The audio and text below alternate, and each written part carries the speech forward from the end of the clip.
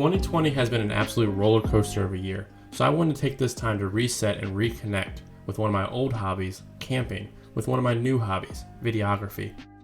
This video is going to be a review on a Maryland state park.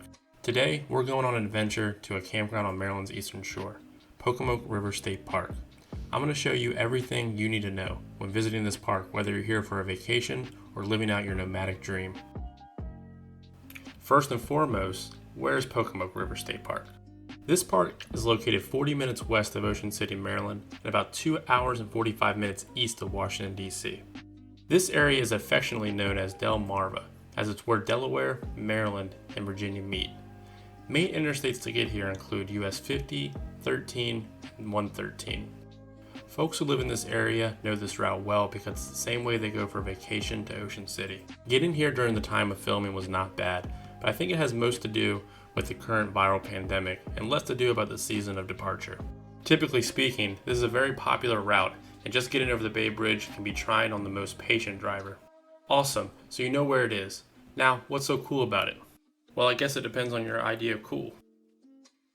Pocomoke River State Park and Pocomoke State Forest host over 17,000 acres of wildlands area. This state forest area covers both banks of the Pocomoke River, which originates in the Great Cypress Swamp and flows southwesterly all the way down to the Chesapeake Bay. Here's some history about how this state forest came about. Before it was established as a state park, this land was owned by farmers who cleared the land for farming or wooded lots. When the Great Depression hit, most of the farmers fell on hard times and the federal government stepped in and acquired mass amounts of land. In the mid to late 1930s, 2 civilian conservation camps were located on the forest, working to build roads, trails, boundary lines, and planted trees. In 1954, the federal government deeded its holdings to the state of Maryland. 10 years later, the 2 main camping spots today, Milburn Landing and Shadd's Landing, were separated from the rest of the forest and were developed for recreational use as state parks. When you search Pocomoke today, you'll find both entries on the Department of Natural Resources website, and unless you're a youth group camping or primitive camping, you're going to want to reserve your site at the Pocomoke River State Park area. If you're into camping, you're probably into nature, and Pocomoke has the cypress swamps, which are designated wildlands, so you can peek at what this area probably looked like hundreds of years ago. The Pocomoke River itself is a designated Maryland Scenic River, which means it possesses amazing historic, scenic, and ecological value. What's interesting about Pocomoke is the river's unique dark color. The locals say the word Pocomoke is Indian for black water, but academics say it stands for broken ground. Either way, the area is beautiful and has very interesting history and characteristics. So what's there to do? The answer is plenty. Too much for one weekend and more than enough for a week. Let's start with the obvious, camping. As alluded to earlier, the 2 main camping areas are called Milburn Landing and Shadd Landing. This makes up a total of 175 campsites. Per usual of most state parks I've visited, all the sites come with a standard fire ring and picnic table and a centrally located hot water bathhouse.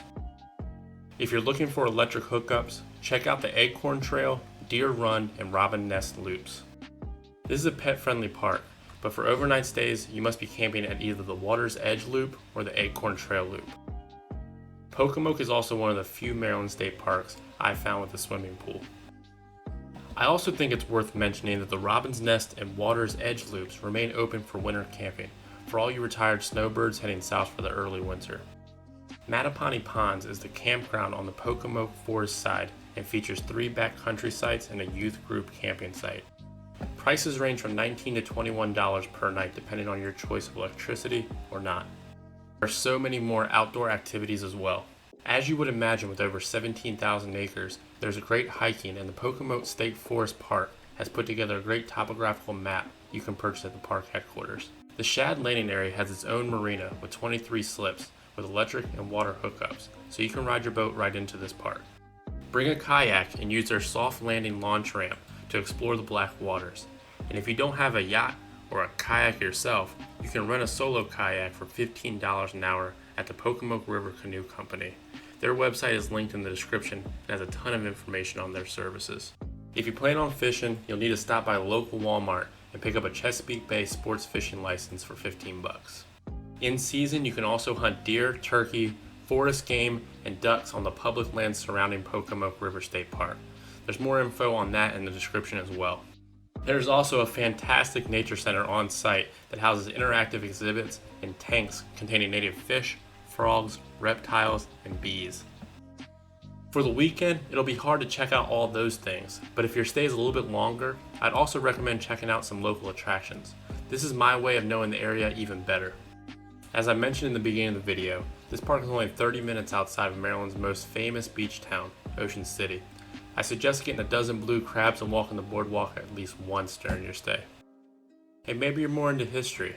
Just outside the state park is Berlin, Snow Hill, and Pocomoke City, all historic towns that have a sleepy vibe. There's also a site called Furnace Town, home of Maryland's only bog ore furnace. This museum allows you to see what it's like to live in the 19th century on the eastern shore.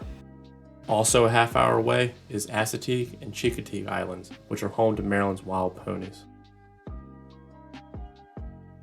So what are my final thoughts on this park?